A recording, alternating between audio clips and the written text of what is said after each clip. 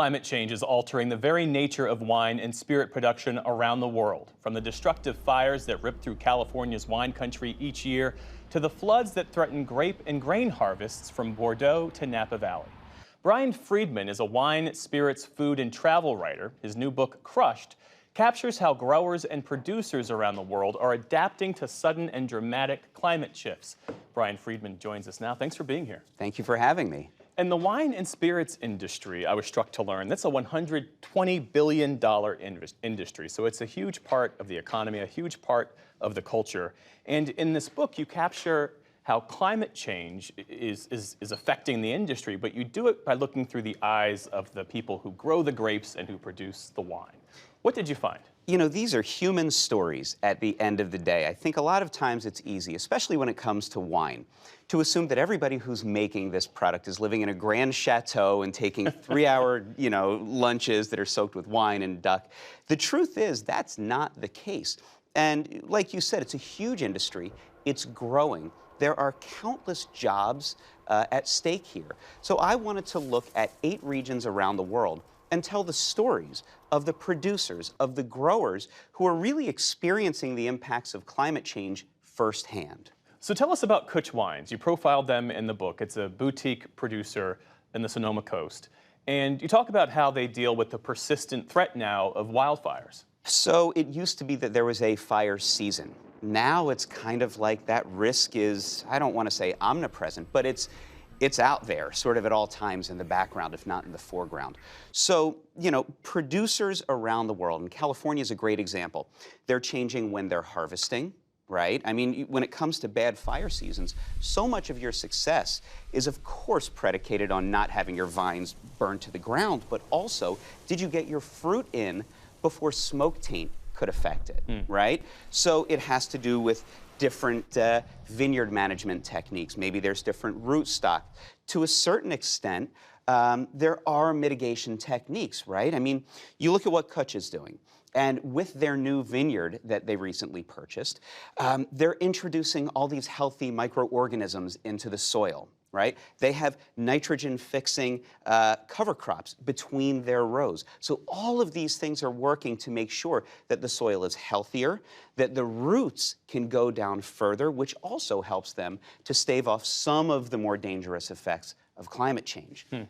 So, wines are celebrated for their distinct terroir, the way humidity and sunlight and precipitation, altitude, all of that, how it changes the grape and how it manifests in the wine. What does smoke from a wildfire do to that? I mean, it could have a huge impact on the ultimate aroma and flavor of the wine, right? I mean, I tell the story in my chapter on Kutch. It was these crazy fires. Jamie and his wife, Kristen, had just gotten to Half Moon Bay on vacation. The fruit was crushed, sorry. Fermentation had happened. And then they were ready to sort of unplug for a few days. And all of a sudden, their cell phones started blowing up with text messages. There's fires. They're getting closer. They're getting closer. Ultimately, with this sort of vaguely cinematic, rush back in their cars to get back to Sonoma, by the time they got there, they couldn't even get past the fire line. The fire department had blocked them off.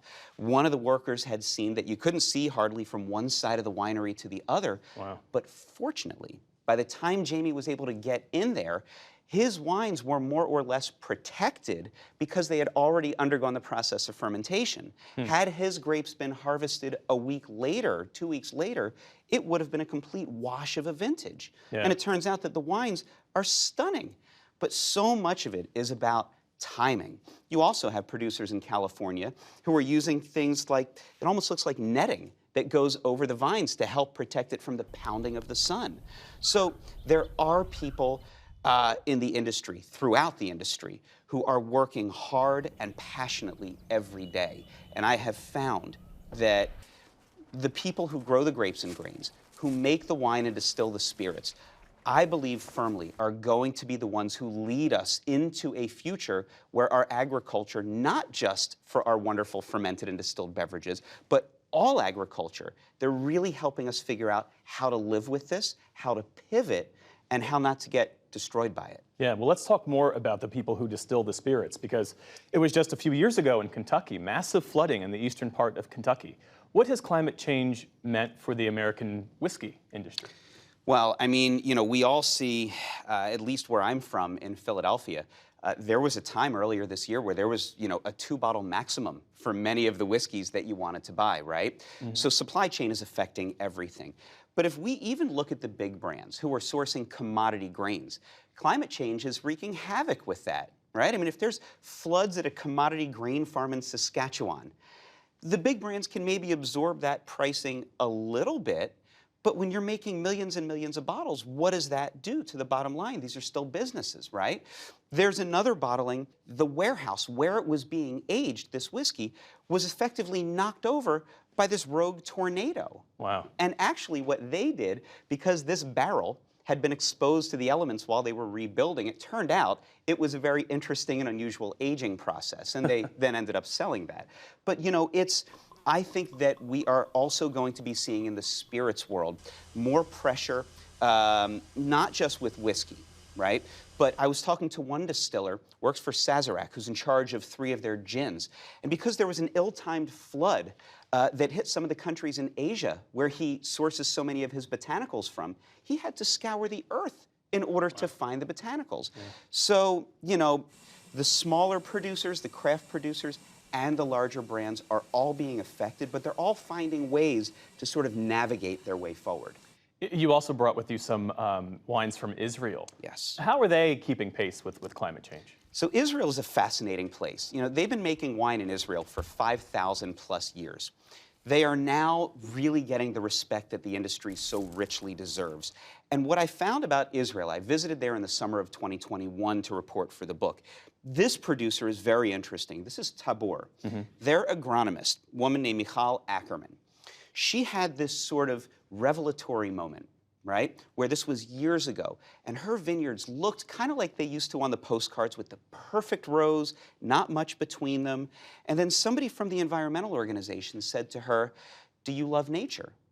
Simple question. She said, "Of course I love nature. I make my living in nature." And this person said, "You sure about that? Because what I'm seeing here is not a full ecosystem." And a switch was flipped in her head. And that began a process that led to Tabor becoming one of the leaders in the country's wine industry in terms of bringing back this ecosystem. And in fact, on the label, there's an owl. And the reason the owl is there is because once the owls came back, right, that meant that there was enough insect life in the soil and their predators and their predators. And as she helped bring back this beautiful natural ecosystem, the wines are world class. So it's not just about dealing with the immediate and long-term impacts of climate change, but it's also about respecting the environment. Because when we respect the environment, like you said, wine is an amazing lens through which to see a particular patch of planet Earth. When we respect the environment and give those vines a healthy, full ecosystem to grow in, then the product itself is even better, as demonstrated by this wine, by the Shiloh Secret Reserve. These are wines that are really expressive of their place. On the other end of this, you have places like the UK, which were not able to produce wines because of their climate, historically. Now with warming temperatures, they are getting into the game. That's right, that's right. And it's interesting because in southeastern England, there are parts there where there's sort of this white chalk in the soil. And Champagne, a lot of the best grapes, particularly Chardonnay, grows in the famously white chalky soil. So if you look, it's kind of like similar geological origins. It's just northern France and the Channel kind of get in the way.